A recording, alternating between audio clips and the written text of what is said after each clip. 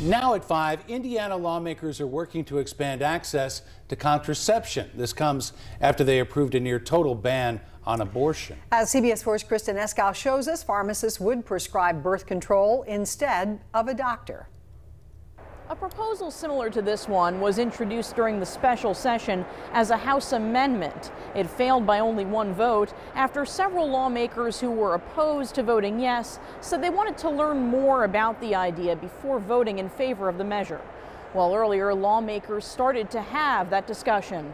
We started really talking about ways to make sure that we would get to a point where we didn't have unintended/unwanted pregnancies, and better access to birth control seemed like a no-brainer. Republican State Representative Elizabeth Rowe-Ray has introduced a bill that would allow pharmacists to prescribe birth control pills or patches. Patients wouldn't need to see a doctor. Rural areas may have a pharmacy, but they may not have an OBGYN practice or even a primary care physician in their area. How many doctor's offices are open in the evening?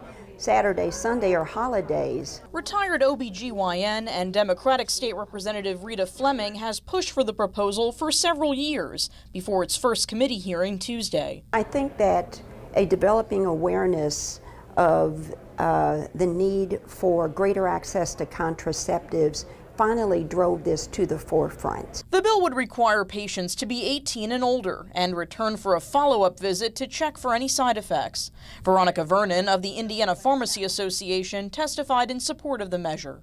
Pharmacists are going to be receiving the same training using the same standards that other healthcare providers use to prescribe contraception. The Indiana State Medical Association wants to see some limitations, such as the number of times a pharmacist can prescribe per patient. Patients receive the highest quality of care when a physician is involved with their care.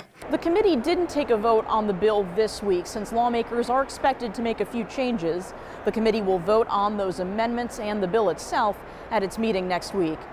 At the State House, Kristen Eskow, CBS 4 News.